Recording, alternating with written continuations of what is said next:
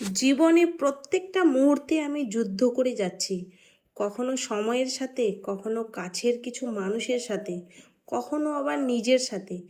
এমন এক জায়গায় এসে দাঁড়িয়েছি যেন কেউ নেই আমার। এখন মনে হচ্ছে জীবনের সব থেকে কঠিন সময় পার করছি, তবে জীবন নিয়ে কোনো আফসোস নেই।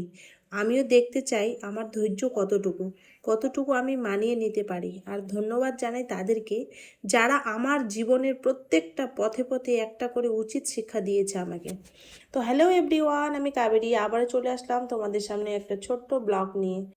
তোমরা তো জানোই আমার হাজবেন্ড মাছ মাংস কিছুই খায় না, তার জন্য কিন্তু আমারও খাওয়া হয় না। তো ও শুধু ডিমটাই, আগে ডিমটাও খেত না, বাট আমি বলে বলে আমি এখন ডিমটা খাও। তো আমার হাজবেন্ড কিন্তু আগে ডিমটাও খেত না, আমার জন্য বলে বলে আমি কিন্তু ডিমটা ওকে খাওয়াই।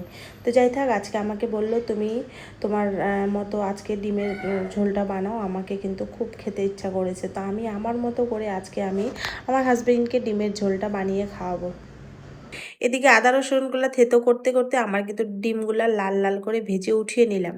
তারপরে তার সাথে দিয়ে দিলাম কয়েকটা শুকনো গরম মশলা, তারপরে দিয়ে দিলাম কাঁচা পেঁয়াজ, তারপরে দিয়ে দিলাম কুচনো টমেটো। তারপরে কিন্তু একটু জল দিয়ে ঢেকে সেগুলোকে সিদ্ধ করতে দিলাম। তো সিদ্ধ করা হয়ে গেল, দেখো কি সুন্দর তেল ছাড়ে দিয়েছে।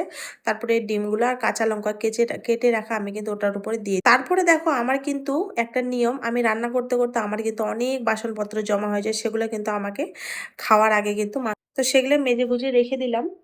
তারপরে এদিকে কিন্তু কালকে ছিল বৃহস্পতিবার, তো এটা আগের দিনে বুধবারের দিনে। তো বুধবারের যখন আমার মানে বৃহস্পতিবার দিন আসে তার আগের দিন আমি সব কিছু মেজে গুজে রেখে, তো আমার কিন্তু তারপর দিন কাজগুলো কমানোর জন্য কিন্তু আমি দেখো গ্যাসের সব কিছু রান্না বান্না করে এগুলো কিন্তু মেজে গুজে রেখে দিলাম। তারপরে দেখো এটাকে মুছে নিলাম। উপরে ওয়ালটাতে জানোই তো রান্না বান্না করলে ওয়ালটাতে প্রচুর তেল মানে ছড়ায়। তো দেখো এদিকে বেসিন টেসিন সব পরিষ্কার নিয়ে আমার এদিকে কাজ কমপ্লিট। আর এটা দেখতে পাচ্ছ বন্ধুরা, এটা হচ্ছে আমার ফোন রাখার স্ট্যান্ড। এটার উপরে আমি কিন্তু ফোন রাখি। আমি বর্তমানে কিন্তু কোনো ট্রাইপড বাগেরা যে নাম আছে এগুলো কিন্তু কিছু ইউজ করছি না। মাঝে মানে আমি যে নতুন আইফোনটা নিয়েছি সেটার মানে পিছনে যে একটা স্ট্যান্ড আছে, সেই স্ট্যান্ডটা দিয়ে কিন্তু আমি ভিডিওগুলো শ্যুট করি, ছোটো ছোটো ক্লিপগুলো নিই। তো যাই থাক, এখন এটা এটা দিনের ভিডিও ছিল, কারণ কি আমি ছোটো ছোটো ক্লিপগুলো নিয়ে আমি কিন্তু ভিডিওগুলো মানে একসাথে ইসে করেছি। আমার কারণ কি অনেক ভিডিও ছিল না, তাই আমি অ্যাড করে দিয়েছি। তো যাই থাক, এটা এটা হচ্ছে রাত। আমার কিন্তু মানে স্ট্যান্ড নিইনি আমি, এই যে মানে ট্রাইপড বলে ওগুলাই। তো যাই থাক, আমার কিন্তু রাত্রেবেলা হাজব্যান্ড পনির নিয়ে আসলো, পনিরটা কিন্তু খাইনি। আমি দিনের বেলা কি করলাম, দুটো রুটি বানিয়ে আমি কিন্তু খেয়ে নিলাম।